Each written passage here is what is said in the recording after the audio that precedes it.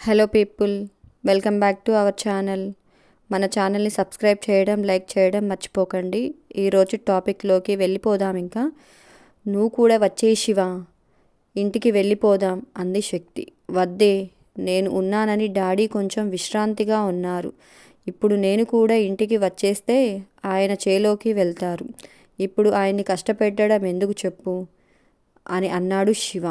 శివకి మామయ్య గారి మీద ఉన్న ప్రేమని చూశాక ఇంటికి రమ్మనాలని బలవంతం చేయలేకపోయింది శక్తి. వాతావరణం కొంచెం చల్లబడిన తర్వాత శివ శక్తికి పొలమంతా తిప్పి చూపించాడు. కాస్త దూరం హుషారుగానే తిరిగిన తరువాత శక్తికి కాళ్ళు నొప్పులు మొదలయ్యాయి.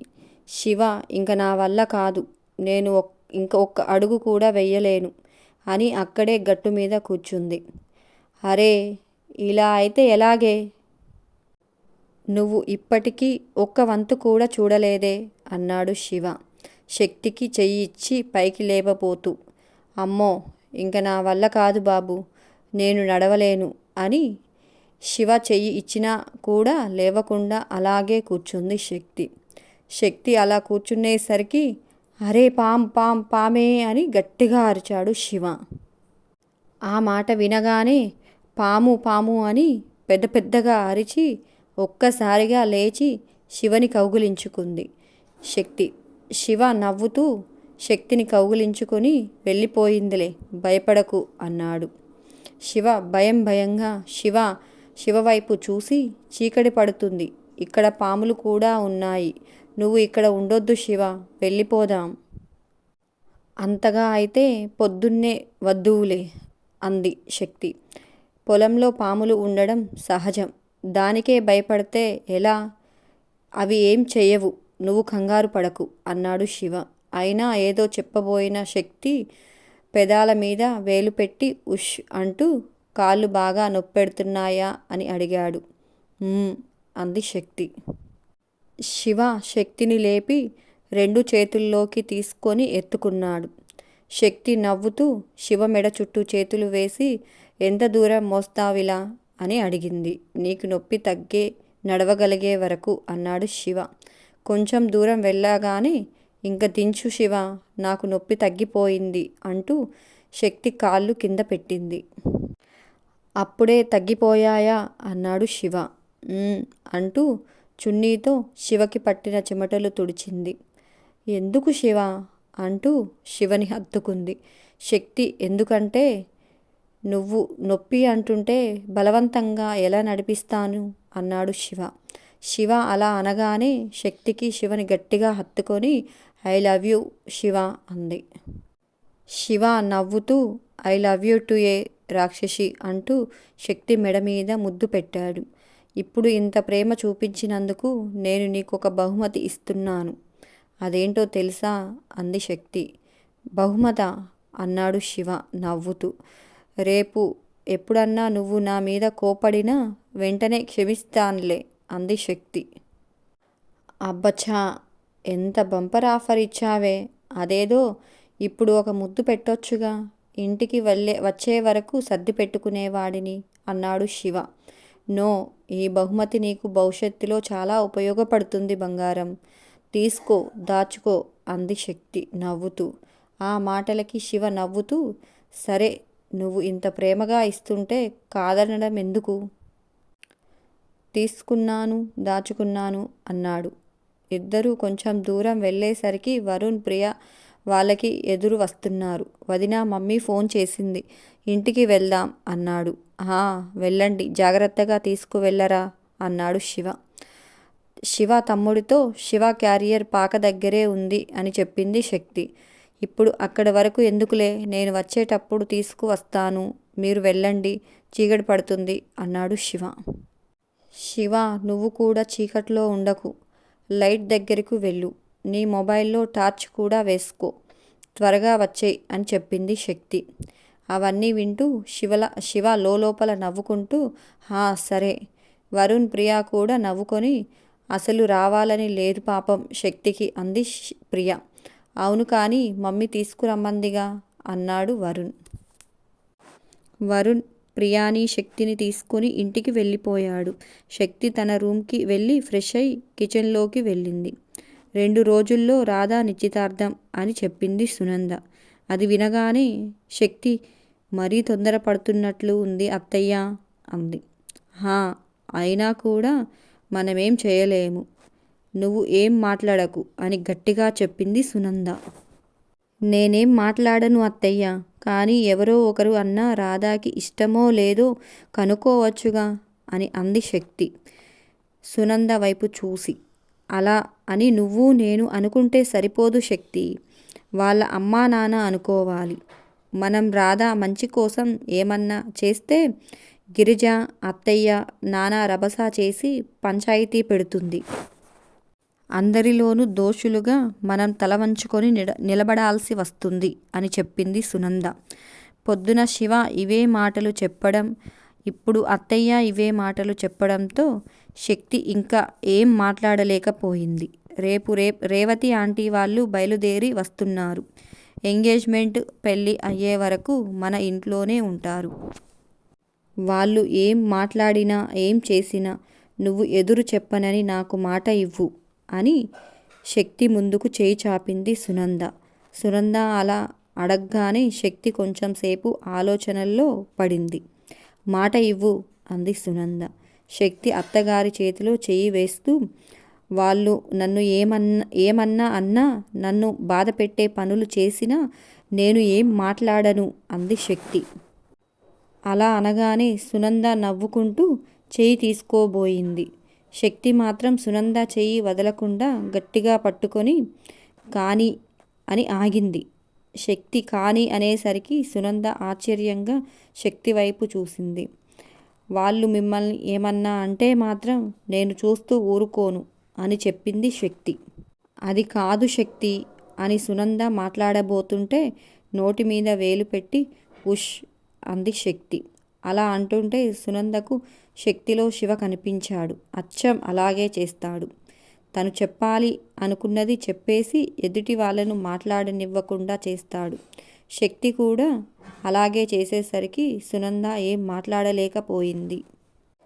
ఎందుకో సునందకి శివ బాగా గుర్తుకు వచ్చి, ఇప్పుడే వస్తాను, నువ్వు ఈ కూర తిప్పుతూ ఉండు అని చెప్పి వంటగదిలో నుంచి బయటకు వచ్చి శివకి ఫోన్ చేసింది. శివ ఫోన్ లిఫ్ట్ చేసి హా మమ్మీ అన్నాడు. ఇంకా ఎంతసేపు పడుతుంది నాన్న? రేపు చెయ్యొచ్చులే, ఇంటికి వచ్చేయ్ అంది సునంద. లేదు మమ్మీ, రేపు ఎల్లుండి అంటే లేట్ అవుతుంది. ఈలోపు వర్షం పడితే పడిన కష్టం అంతా వృధా అయిపోతుంది.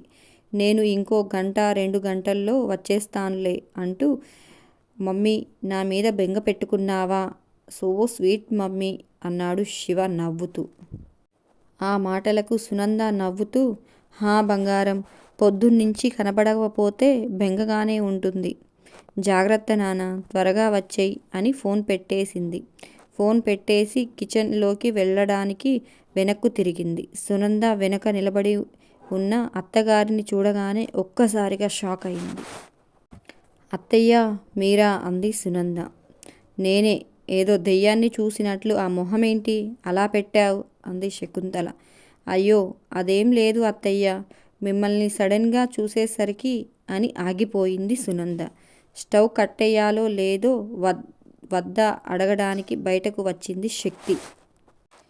కొన్ని విషయాలు అంతే, అలాగే అనుకోకుండా సడన్గా జరిగిపోతాయి అంటూ సునంద నోరు నొక్కుతూ, నా మేనకోడలు ఉండాల్సిన స్థానంలో నువ్వు వచ్చేసావు. నీ కోడలు నీకంటే 4 ఆకులు ఎక్కువ చదివి ఇంకా సడన్గా వచ్చేసింది. నా మనవరాలు ఉండాల్సిన స్థానంలో తిష్ట వేసుకొని కూర్చుంది అంది శకుంతల కోపంగా. సడన్గా శకుంతల చెయ్యిని ఎవ్వరో లాగేసి బలవంతంగా వెనక్కు విసిరి కొట్టినట్లుగా అనిపించింది. ఏం జరిగిందా అని గుర్తు చేసుకుంది. ఎదురుగా శక్తి కోపంగా కళ్ళు పెద్దవి చేసి చూస్తూ నిజంగా అమ్మవారిలాగా ఉంది. అవును అమ్మమ్మ, సడన్గా చాలా పనులు జరిగిపోతాయి. ఎప్పుడు ఎవరు ఏం చేస్తారో అస్సలు ఊహించలేము. అందుకే మన జాగ్రత్తల్లో మనం ఉండాలి అని అంది. ఎంత ధైర్యమే నీకు, నా చెయ్యి విసిరి కొడతావా అంది శకుంతల కోపంగా. మీ చెయ్యి ఉండకూడని చోట ఉంటూ చేయకూడని పని చేస్తుంది అమ్మమ్మ. అందుకే కొంచెం బాధగా ఉన్నా విసిరి కొట్టక తప్పడం లేదు అంటూ సునంద చుట్టూ చెయ్యి వేసి, ఏం చేసినా ఓర్చుకుంటున్నారు కదా అని మరీ హద్దులు మీరకండి అమ్మమ్మ. ఒక్కసారి గనుక వాళ్ళ సహనం నశించి ఎదురు తిరిగితే ఇన్నాళ్ళు మీ అనుభవం, గౌరవం క్షణాల్లో రోడ్డున పడతాయి అంది శక్తి కోపంగా. ఏంటే ఇంత లేవు? నాకే నీతులు చెప్తున్నావు అంది శకుంతల ఆవేశంగా. ఇవి నీతులు కాదు అమ్మమ్మ, నిజాలు. పద్ధతి మార్చుకోకపోతే భవిష్యత్తులో జరగబోయే నిజాలు. మీకు అలాంటి పరిస్థితి రాకూడదు అని ముందుగానే హెచ్చరిస్తున్నాను అంది శక్తి. అడ్డదారిలో నా ఇంటికి వచ్చిన వాళ్ళు కదా, అందుకే ఇద్దరూ అంత తొందరగా ఒకటైపోయారు అంది శకుంతల వెటకారంగా. మేమేమి అడ్డదారిలో రాలేదు. మామయ్య గారు తాళి కట్టి అత్తయ్యను ఈ ఇంటికి తీసుకువచ్చారు. మీ మనవడు కట్టిన తాళిబొట్టుతోనే నేను మీ గడపలో కాలు పెట్టాను. ఇంక ఇది అడ్డదారి ఎలా అవుతుంది అమ్మమ్మ అని అడిగింది శక్తి. ఆ తాళి మీ మెడల్లో పడడానికి నా కొడుకుని, నా మనవన్ని మీరు ఎంత మాయ చేసి ఉంటారు, ఎన్ని వగలు వలకపోసి ఉంటారు అంది శకుంతల. ఆ మాటలు వినగానే శక్తి ఆవేశంగా శకుంతలను ఏవో అనబోయింది. కానీ సునంద చెయ్యి పట్టుకొని ఆపేసింది. క్షమించండి అత్తయ్య, చిన్నపిల్ల ఏదో ఆవేశంలో ఏదేదో మాట్లాడింది. నేను సర్ది చెప్తాను అంది సునంద. నీ కోడలికి ఆవేశం కాస్త ఎక్కువే అయ్యింది. కూరలో కాస్త ఉప్పు కారం తగ్గించి వెయ్యి, అప్పుడు చల్లబడుతుంది అంది శకుంతల కోపంగా. సరే అత్తయ్య అని శక్తిని తీసుకుని అక్కడి నుంచి వెళ్ళిపోతున్న సునందను చిటిక వేసి ఆపింది శకుంతల. ఆగిపోయి, దేవుడా మళ్ళీ ఏమైంది ఈవిడికి అని భయంగా అత్తగారి వైపు చూసింది. నా మనవడు మనవరాలి పెళ్ళిని ఈ చుట్టుపక్కల ఊర్లన్నీ చూసి ముక్కు మీద వేలు వేసుకునేలా గ్రాండ్గా చెయ్యాలని నిర్ణయించుకున్నాను. రేవతి వాళ్ళు వచ్చిన దగ్గరి నుంచి పెళ్లి పనులు మొదలై వాళ్ళు తిరిగి హైదరాబాద్ వెళ్ళే వరకు ఏమన్నా తేడా వస్తే ఏం చేస్తానో నాకే తెలియదు అంది శకుంతల. శక్తిని కిచెన్లోకి తీసుకువెళ్ళి, నిన్ను కూర చేస్తూ ఉండమని చెప్తే బయటకెందుకు వచ్చావు? వచ్చావు సరే, ఎందుకు ఆవిడతో కయ్యానికి కాలు దువ్వుతున్నావు? ఏం నీ మొగుడితో సవ్యంగా కాపురం చేసుకోవాలని లేదా అని అడిగింది సునంద కోపంగా. శక్తి ఏం మాట్లాడకుండా ఫ్రిడ్జ్ దగ్గరకు వెళ్ళి ఐస్ క్యూబ్స్ తీసుకొని తన చున్నీలో వాటిని మూటకట్టి సునంద బుగ్గల మీద పెట్టింది. అప్పటి వరకు మంట పుడుతుందాన్లా ఐస్ పెట్టగానే కాస్త చల్లబడి హాయిగా ఉంది. ఇప్పుడు మీ అబ్బాయి వచ్చి ఇది చూస్తే శివతాండవం ఆడడం మొదలు పెడతారు అంది శక్తి. నేను ఇవేం వాళ్లకు కనపడనివ్వనులే, నువ్వు భయపడకు అంది సునంద. ఇలా దాచే వాళ్ళకి ఏం తెలియనివ్వకుండా ఆవిడ గారిని వాళ్ళ దృష్టిలో దేవతను చేశారు అంది శక్తి.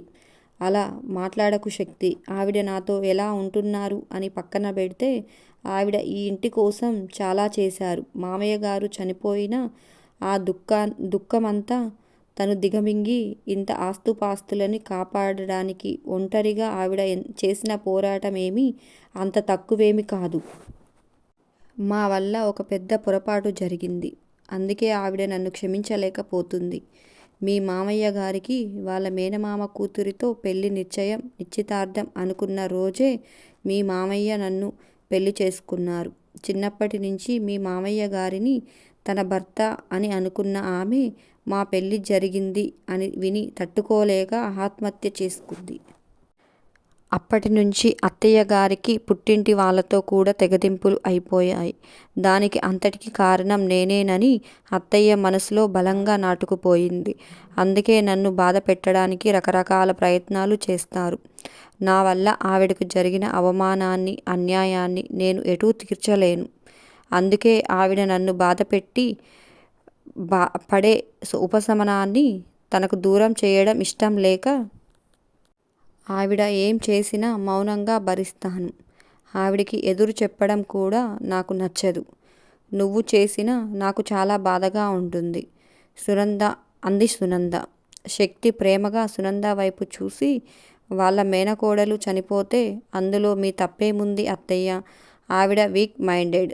ఆవేశంలో తొందరపడి తప్పుడు నిర్ణయం తీసుకుని అనవసరంగా ప్రాణాలు పోగొట్టుకుంది. అది పూర్తిగా తన తప్పు. ఆవిడ చావుకి మీరు ఏమాత్రం కారణం కాదు. మీరు అలాంటి గిల్టీ ఫీలింగ్ మనసులో పెట్టుకుని అందరికీ మిమ్మల్ని బాధపెట్టే అవకాశం ఇవ్వకండి అత్తయ్య అంటూ మోకాళ్ళ మీద కూర్చొని సునంద ఒడిలో తలపెట్టి ఎవరు పడితే వాళ్ళు మిమ్మల్ని చిన్నచూపు చూస్తూ బాధ పెడుతూ ఉంటే శివకి వరుణ్కే కాదు అత్తయ్య, నాకు కూడా చాలా బాధగా ఉంటుంది అంది శక్తి. ఆ మాటలు వినగానే సునందకి కళ్ళు వెంబట నీళ్లు ఆగడం లేదు. శక్తి తల మీద చెయ్యి వేసి నిమురుతూ కళ్ళు తుడుచుకొని, అబ్బా, ఈ పిల్ల మాటలతో నాకు పని అవ్వనివ్వకుండా చేస్తుంది బాబూ అంటూ, నువ్వు వెళ్ళు, గిన్నెలు రెడీ చెయ్యి, నేను అన్నీ సర్దుతాను, అందరూ భోజనానికి వచ్చే టైం అయింది. తన కళ్ళు కూడా తుడుచుకొని గిన్నెలు తీసిపెట్టి భోజనానికి గిన్నెలకి సర్ది డైనింగ్ టేబుల్ మీద పెట్టేశారు. సునంద మల్లెపూల దండ తెప్పించి శక్తి తలలో పెట్టింది. అందరూ భోజనానికి కూర్చున్నారు. శక్తిని భోజనం చేయమన్నా చేయకుండా శివ కోసం ఎదురు చూస్తూ ఉంది. శక్తి భోజనం చేయకపోయేసరికి రామకృష్ణ కొడుక్కి ఫోన్ చేశాడు. శివ ఫోన్ లిఫ్ట్ చేయగానే, శివ, నువ్వు ఇంటికి రారా, అమ్మాయి నీ కోసం భోజనం చేయకుండా గుమ్మం దగ్గరే నిలబడి ఉంది అని చెప్పాడు. ఆ మాట వినగానే శివకి నవ్వు ఆగడం లేదు. సరే డాడీ, వస్తున్నాను అని ఫోన్ పెట్టేశాడు. రంగయ్య కొడుకులకి జాగ్రత్తగా చూసుకోమని చెప్పి ఇంటికి బయలుదేరాడు శివ. శివ బైక్ సౌండ్ వినగానే పరిగెత్తుకుంటూ బయటకు వెళ్ళింది శక్తి. శివ బైక్ స్టాండ్ వేసి శక్తి చుట్టూ చేతులు వేసి, భోజనం ఎందుకు చేయలేదే అని అడిగాడు. నీకోసమే అని అంది శక్తి. నేను చెయ్యొద్దు అని చెప్పానా నీకు అన్నాడు శివ. నేను తినేస్తే నువ్వు ఒక్కడివి ఎలా తింటావు, తోడు లేకపోతే నువ్వు తినవు కదా అంది శక్తి నవ్వుతూ. శివ నవ్వుతూ, రాక్షసి, నా మాటలు నాకే చెప్తుంది అంటూ శక్తిని దగ్గరకు తీసుకునేసరికి మల్లెపూల వాసన గుమాలించింది. ఒసేయ్ రాక్షసి, నువ్వు మన ఫస్ట్ నైట్ అయ్యే వరకు మల్లెపూలు పెట్టుకున్నావంటే చస్తావు నా చేతిలో అన్నాడు శివ. నో, నేను పెట్టుకుంటాను, నాకు మల్లెపూలు అంటే చాలా ఇష్టం అంది శక్తి. హా, పెట్టుకో, నాకు ఎప్పుడూ తిక్కరేగి రూల్స్ అన్నీ బ్రేక్ చేస్తాను, అప్పుడు వదులుతుంది రోగం అని నవ్వుతూ శక్తిని తీసుకుని లోపలికి వెళ్ళిపోయాడు శివ. అంతే. ఈ వీడియో నచ్చిందా? నచ్చితే మన ఛానల్ని సబ్స్క్రైబ్ చేయండి, లైక్ చేయండి, కామెంట్ చేయడం మర్చిపోకండి. ఉంటాను. మరొక టాపిక్తో మీ ముందుకు వస్తాను. Bye bye.